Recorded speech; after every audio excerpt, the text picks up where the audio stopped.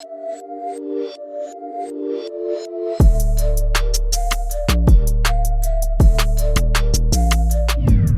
Dads, welcome to another episode of the Rap Dads podcast. Thank you so much for tuning in. If you click play, if you downloaded, if you subscribed, if you decided to tune into this information, then I salute you because you are a true rap dad. Now, there's been a lot of stories circulating about sexting and teenagers and even younger than teenagers sharing nudes and the humongous consequences that come with that, not only for the children involved, but for the parents as well. Now, before you go crazy, science proves that our children's brains are not fully developed. I Googled it because I needed to understand why my teenager was a little behind, in my opinion. And here's some information that I discovered. The University of Rochester Medical Center research states the rational part of a teen's brain isn't fully developed and won't be until age 25 or so. In fact, recent research has found that adults and teens' brains work differently.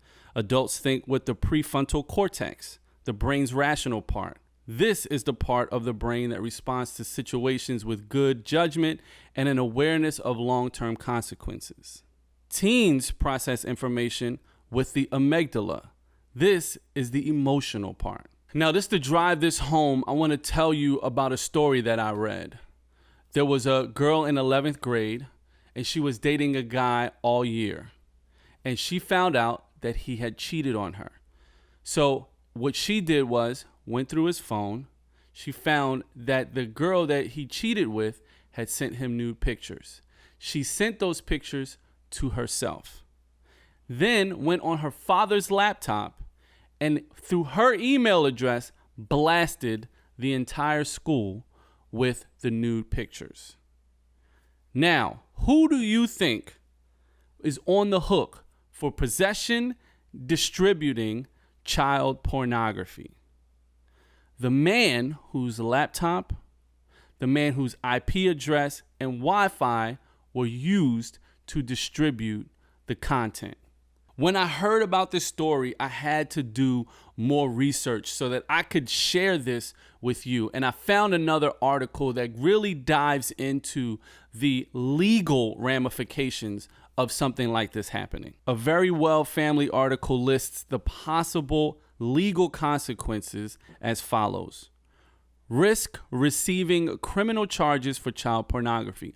Both kids who are sending and kids who are receiving photos can be charged. Those who send photos may be charged with distributing child pornography in some states. And those who receive the photos may be charged with receiving child pornography, even if they didn't request the photo. Risk having to register as a sex offender. Aside from possible jail time and probation, if convicted of charges related to child pornography, teens that sext also run the risk of having to register as a sex offender. Just think of the long-term consequences that would have on your 12-year-old, 14-year-old, 15-year-old child who is engaging in something that they don't even see to be a crime, having to register as a sex offender for the rest of their lives. That will impact the college, jobs. Who knows how crazy that will impact their lives. Risk exposing parents to legal consequences. If parents know that their child is sexting and do nothing to end it, they may be charged with contributing to the delinquency of a minor. The parents also can be subject to a civil suit if the victim's parents choose to sue. Risk having to enter foster care or being removed from the home. If parents know about the sexting and do nothing to end it, then they may also be subject to an investigation by Child Protective Services in their city or state. Sometimes these investigations result in the child being removed from the home and placed in foster care. This is why it is so important that we have these kinds of conversations preventatively with our children. If we make them aware of the consequences, then they can be armed to make a better decision. Listen, this is the norm. They're sending pictures to each other all the time. They may be so desensitized to sending and receiving pictures that they might not even know what is going on. Now, restricting smartphones or internet access, in my opinion, is not the answer. Let's face it, it's 2019. Your kids are going to access the internet in any way, shape, or form to get the information or whatever they're seeking. I think the best course of action is to have conversations, maybe set some parameters and guidelines so that they are equipped to handle the inevitable. The internet is not going anywhere. It is the future. It is in everything that we use and that we do. So trying to avoid it or trying to keep your kids off of it is only delaying the inevitable. As parents, we have to arm our children with information. As soon as we heard these stories, my wife and I sat down with our sons and we shared it with them.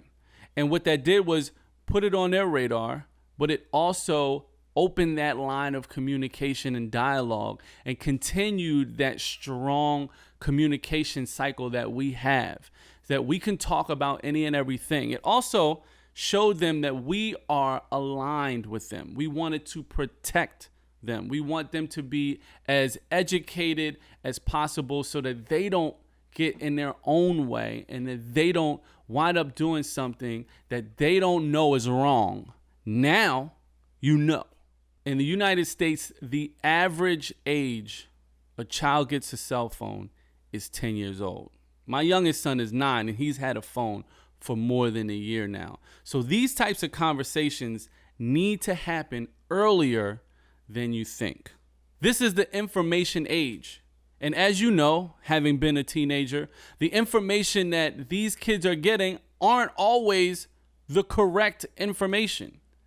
I'm sure you've heard some crazy theories about sex. I mean, you remember the one theory that was going around that if you stand up after you have sex, you can't get pregnant, or as soon as sperm hits the atmosphere, it dies. There's so many ridiculous fake news that's going on out there that your kids could be subjected to if you are not arming them with the proper information.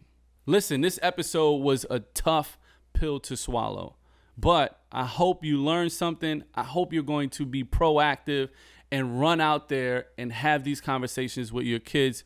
Don't ignore it. Don't think my kid ain't doing it. Don't do that, because you never know what's going on in the mind of a child whose brain is not fully developed. Have these conversations. You'll win some points. You approach your kid trying to show them that you are there to protect them, that you want to put this on their radar so that they are as prepared and equipped as possible. Then you walk away looking more like a hero, a champion, an authority. And you could be saving their lives and yours.